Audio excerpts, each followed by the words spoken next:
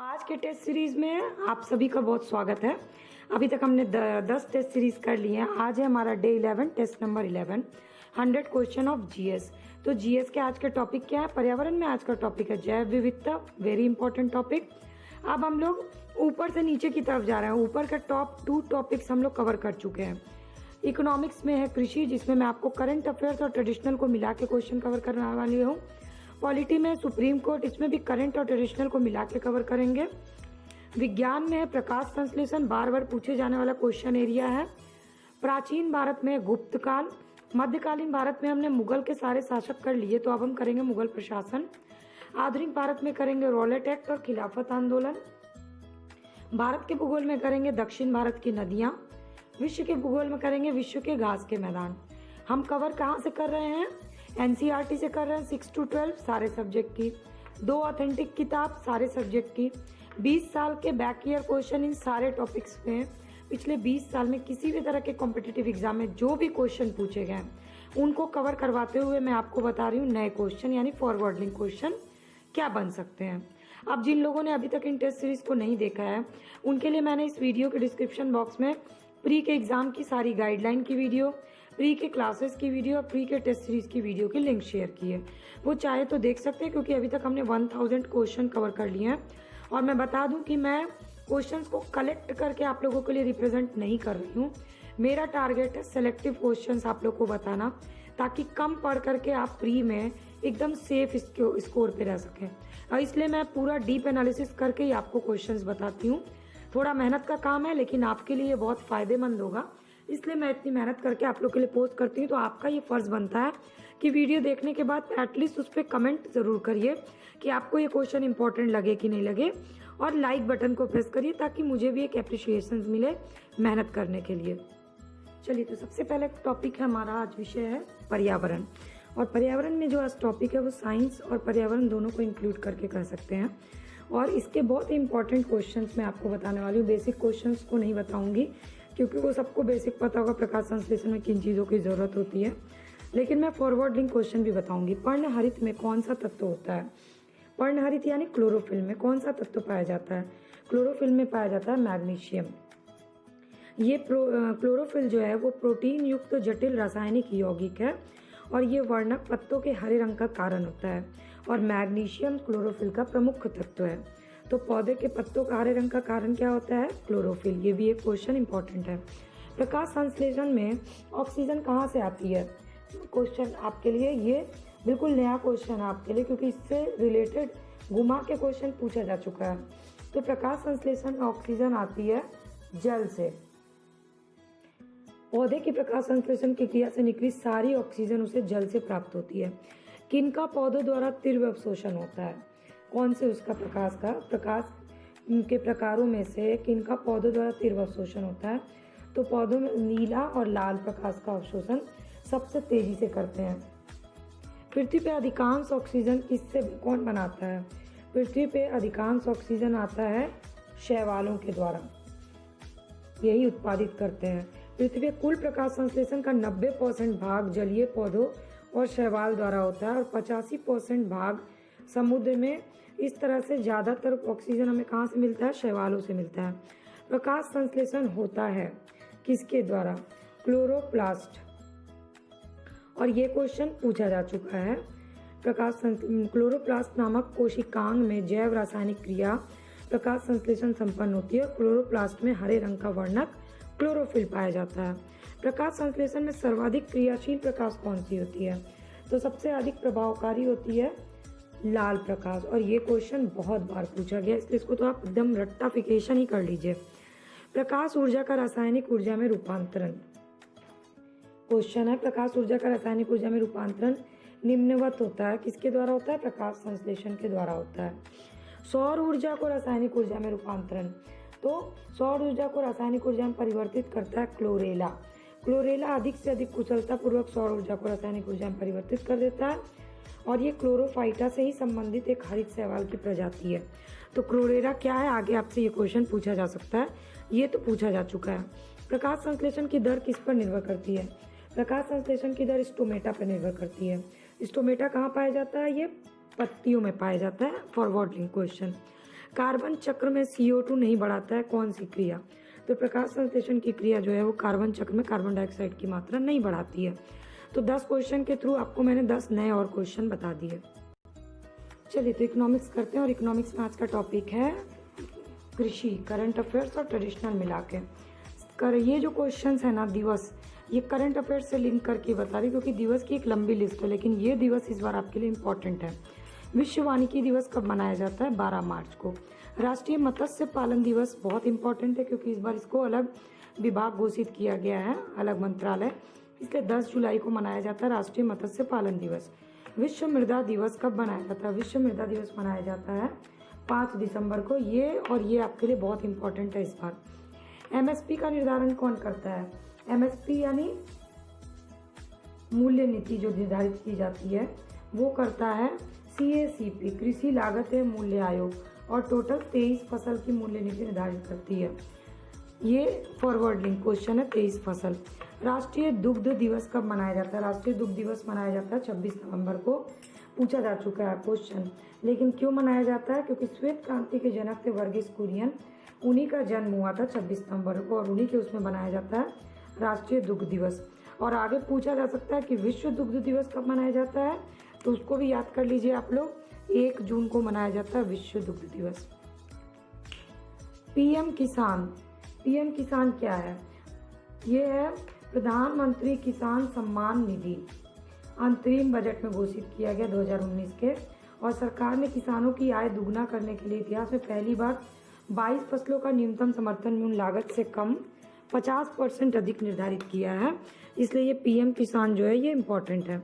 अशोक दलवाई समिति किस चीज़ से संबंधित है? अशोक दलवाई समिति है किसानों की आय को दुगना करने से संबंधित। PM आशा योजना क्या है?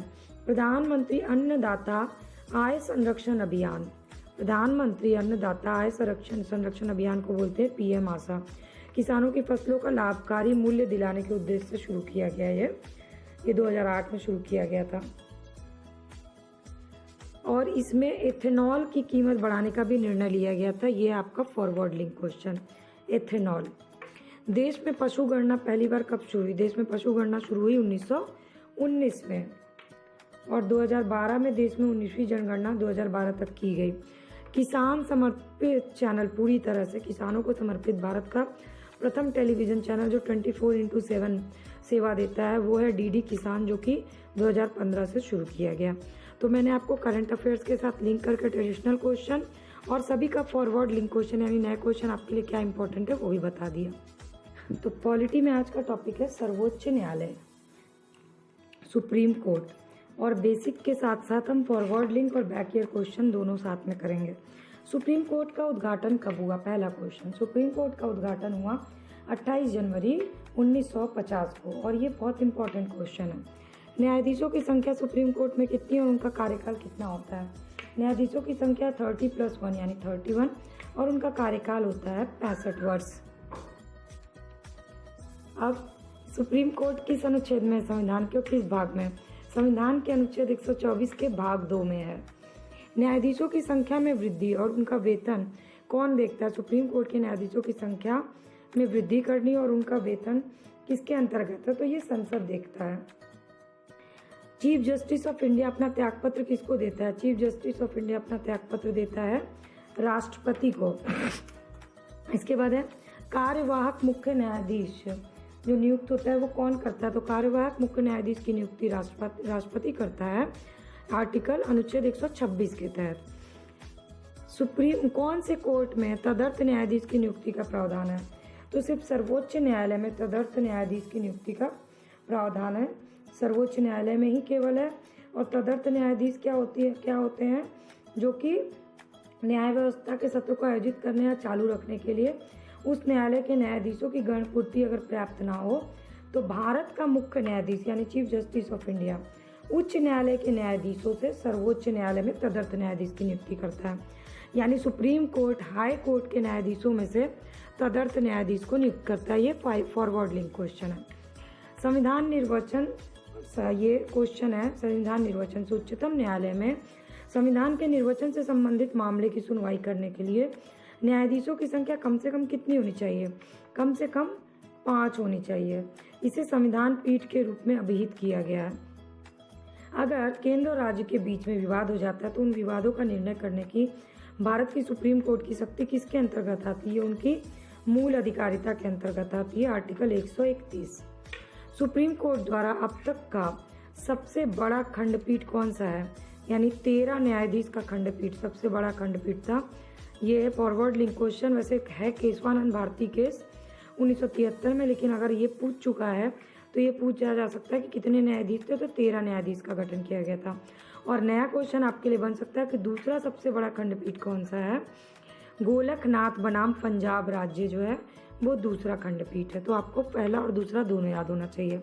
तो ये सारे क्वेश्चन बहुत इंपॉर्टेंट है, खासकर फॉरवर्ड लिंक क्वेश्चन। तो ज्योग्राफी में, वर्ल्ड ज्योग्राफी में आज का टॉपिक है विश्व के घास के मैदान। तो पहले बेसिक क्वेश्चन, विश्व के घास के मैदान। तो घास के मैदान को विश्व के 2 भागों में बांटा गया है। घास के मैदान जो है वो भूमध्य रेखा से ध्रुवीय क्षेत्र के बीच में पाए जाते हैं, और भूमध्य रेखा से दूर तक जाने के में घास की प्रकृति में अंतर आ जाता है। तो उस प्रकृति के आधार पर विश्व के घास के मैदान को 2 भाग में बांटा गया है, उष्णकटिबंधीय और शीतोष्णकटिबंधीय। तो सबसे पहले उष्णकटिबंधीय घास के मैदान जो 10 डिग्री से 25 डिग्री अक्षांश तक है, इसमें कौन कौन से आते हैं? तो कैंपास, सवाना, लानोस, सिल्वास, ये 4 इंपॉर्टेंट है, इसको याद कर लीजिए। ये क्वेश्चन पूछता है इनमें से कौन सा उष्णकटिबंधीय घास का मैदान है? कैंपास, सवाना, लानोस और सिल्वास। शीतोष्ण कटिबंधीय घास का मैदान इनमें से कौन कौन है? प्रेयरी, पंपास, वेल्ड और downs. Prairie, pampas, weld and downs. अब लोकेशन पूछा जाता है। प्रेयरीज घास का मैदान है नॉर्थ अमेरिका में, पंपास घास का मैदान है साउथ अमेरिका में। इसमें आप वर्ल्ड का मैप बना लीजिए और ये नाम लिख लीजिए तो बहुत इजीली याद हो जाएगा, और बहुत लंबी लिस्ट याद करने की ज़रूरत नहीं है। यही जो है वो भाई बार बार पूछा जाता है। स्टेपीज जो है वो यूरोप में है, और वेल्ड जो है वो साउथ अफ्रीका में है। इसके बाद है लानोज, साउथ अमेरिका में लानोज, यानी साउथ अमेरिका का हमने 2 किया, पंपास और लानोज। पंपास क्या है? शीतोष्ण कटिबंधीय, और लानोज क्या है? उष्ण कटिबंधीय है। इसके बाद है सवाना, जो कि अफ्रीका में। सवाना जो है वो उष्ण कटिबंधीय है। सवाना का सर्वाधिक विस्तार कहाँ है? किस उसमें है? तो सवाना का सबसे ज़्यादा विस्तार है अफ्रीका में। सवाना घास का मैदान मेनली पूर्वी अफ्रीका में फैले। इसके अलावा ये Venezuela, Colombia, Brazil, Honduras, Bharat के दक्षिणी भाग तक भी फैले हुए हैं, लेकिन सबसे ज़्यादा विस्तार इसका अफ्रीका में है। तो मैंने आपको फॉरवर्ड लिंक क्वेश्चन भी बता दिया कि इसके अलावा ये और कहाँ कहाँ फैले हैं, जिसमें भारत भी इंक्लूड है। दक्षिण अमेरिका का चौड़ा वृक्ष रहित घास का मैदान को क्या बोलते हैं? पंपास बोलते हैं। ये घास के मैदान 7 लाख वर्ग किलोमीटर में फैले हुए हैं, और ये बहुत ही उपजाऊ है, और मेनली ये अर्जेंटीना, ब्राज़ील और उरुग्वे में है। दक्षिण अमेरिका के मध्य अक्षांशीय घास के मैदान का क्या नाम है? इसको बोलते हैं पंपास, यानी पंपास का एक और नाम है दक्षिण अमेरिका मध्य अक्षांशीय घास के मैदान। कौन से शीतोष्ण घास का मैदान है? तो स्टेपीज जो है वो कौन सा शीतोष्ण घास का मैदान यूरेशिया में पाया जाता है? तो स्टेपीज जो है वो यूरेशिया में पाया जाता है। पंपास सबसे ज़्यादा विस्तार कहाँ पे है? पंपास घास का मैदान सबसे ज़्यादा विस्तार है अर्जेंटीना में। अब फिर से मैंने आपको 10 क्वेश्चन के थ्रू 10 नए क्वेश्चन भी बता दिए हैं, तो प्लीज़ इसको अच्छे से लर्न कर लीजिए। तो इंडियन ज्योग्राफी में आज का टॉपिक है दक्षिण भारत की नदियाँ। दक्षिण भारत की नदियों का पहला क्वेश्चन, दक्षिण भारत में मुख्य जल विभाजक का निर्माण किसके द्वारा होता है? तो दक्षिण या प्रायद्वीपीय भारत में मुख्य जल विभाजक का निर्माण पश्चिमी घाट के द्वारा होता है, जो पश्चिमी तट के निकट उत्तर से दक्षिण की ओर स्थित है। इसके बाद पश्चिम की ओर बहने वाली नदी कौन कौन सी है? पश्चिम की ओर प्रायद्वीपीय भारत में नर्मदा, ताप्ती और माही मुख्य नदियां हैं। नर्मदा, ताप्ती और माही जो पश्चिम की ओर बहती हैं और ज्वार नदमुख का निर्माण करती है। डेल्टा का निर्माण कौन सी नदियां करती हैं? डेल्टा का निर्माण करती है पूर्व की ओर बहने वाली नदियां। प्रायद्वीपीय भाग की नदियां जो पूर्व की ओर बहती हैं वो डेल्टा का निर्माण करती हैं, जैसे कि महानदी, गोदावरी, कृष्णा और कावेरी। अरब सागर और प्रायद्वीपीय, इससे क्वेश्चन है आपका नर्मदा के बारे में। तो अरब सागर और प्रायद्वीप में गिरने वाली प्रायद्वीपीय भारत की सबसे बड़ी नदी कौन सी है? अरब सागर में गिरने वाली प्रायद्वीपीय भारत की सबसे बड़ी नदी है नर्मदा नदी, जो कि मैकाल पर्वत के अमरकंटक से निकलती है। एस्चुरीज का निर्माण कौन सी नदी करती है? नर्मदा नदी जो है वो भ्रंश घाटी में प्रभावित होने के कारण एस्चुरीज का निर्माण करती है। तो कौन सी करती है? ये तो नर्मदा है, पर क्यों करती है उसका कारण है भ्रंश घाटी में प्रभावित होने के कारण। ये फॉरवर्ड लिंक का क्वेश्चन है।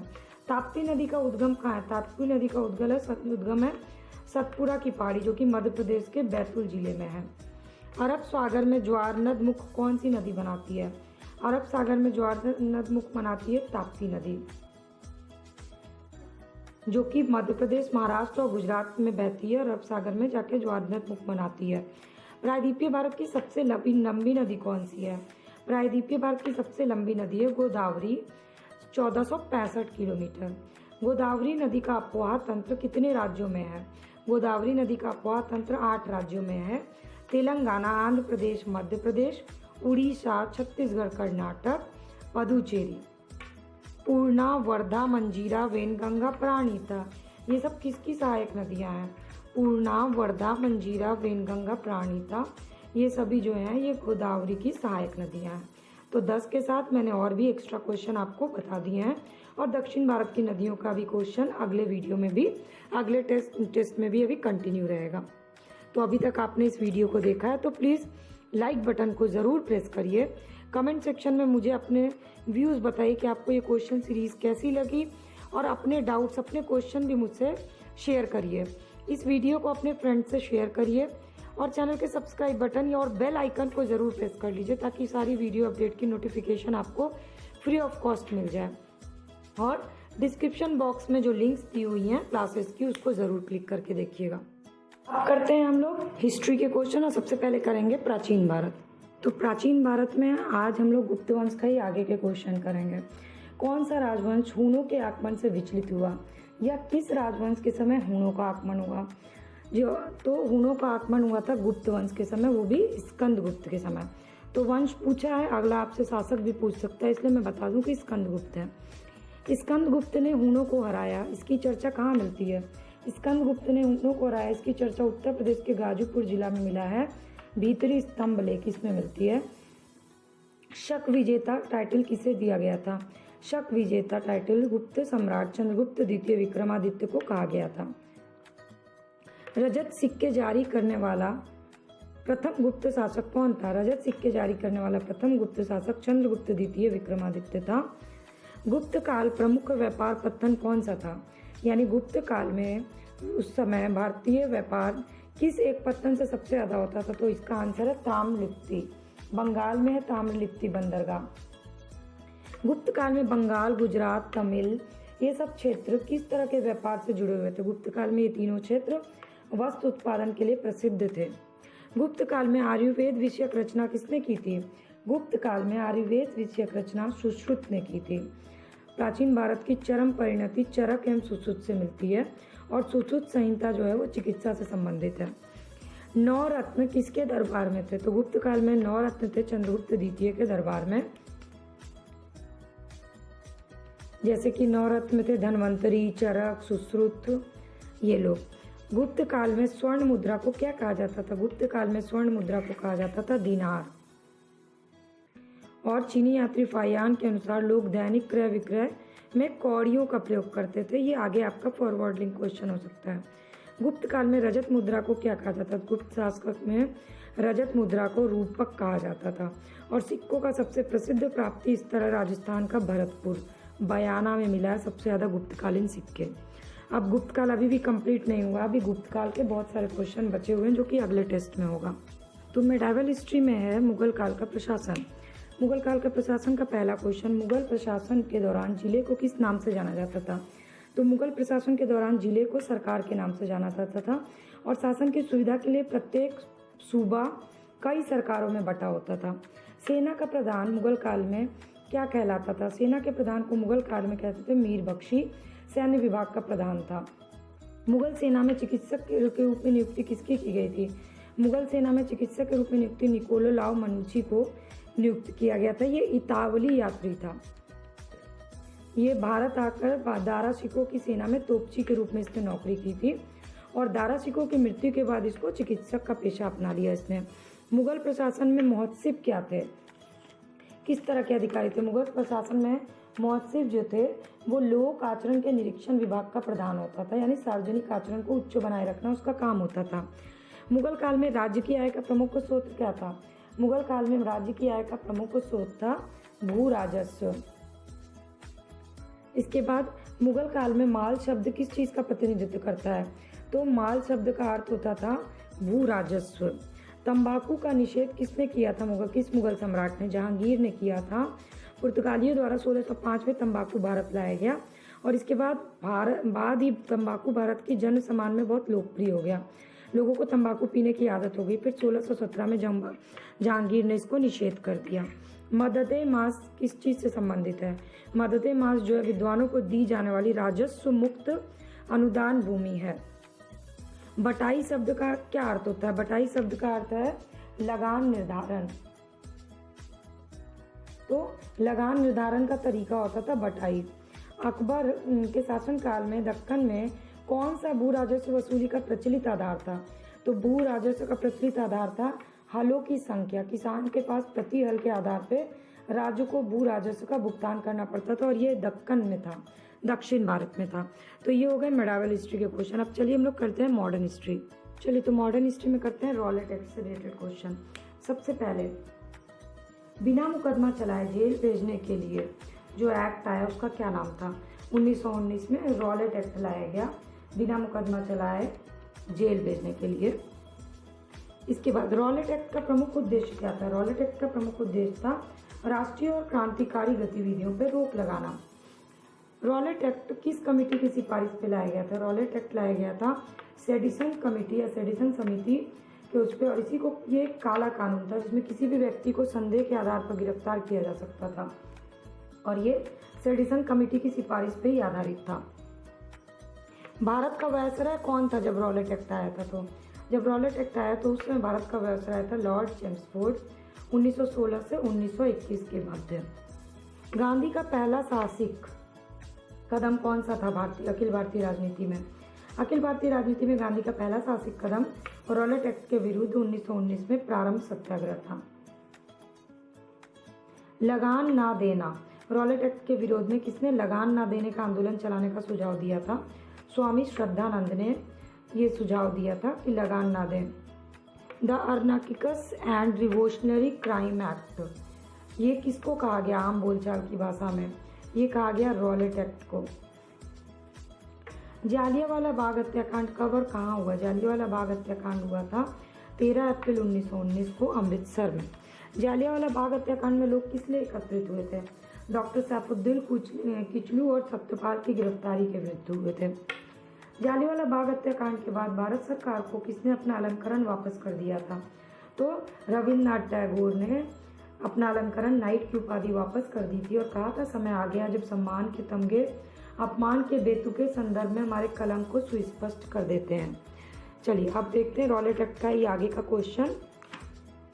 चलिए तो आगे रॉलेट एक्ट और खिलाफत के दोनों के क्वेश्चन है।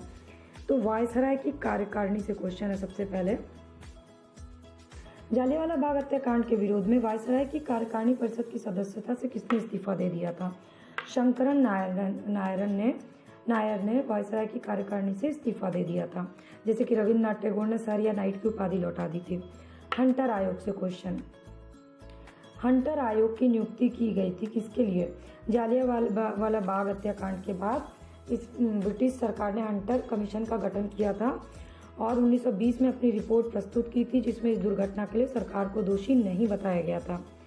जनरल डायर की हत्या किसने की थी? जनरल डायर जो कि जालियांवाला बाग हत्याकांड से जुड़ा हुआ था, उसकी हत्या की थी उधम सिंह ने।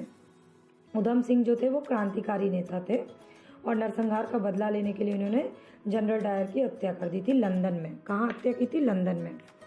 जांच समिति का प्रारूप। जालियांवाला बाग नरसंहार पे कांग्रेस जांच समिति के रिपोर्ट की प्रारूप लिखने का कार्य किसको सौंपा गया था? महात्मा गांधी को सौंपा गया था। किसने जालियांवाला बाग हत्याकांड को निवारक हत्या के नाम से कहा? जालियांवाला बाग हत्याकांड के नरसंहार को मॉन्टेस्क्यू ने कहा था निवारक हत्या। खिलाफत के प्रमुख नेता कौन थे? खिलाफत के प्रमुख नेता थे मौलाना मोहम्मद अली और शौकत अली।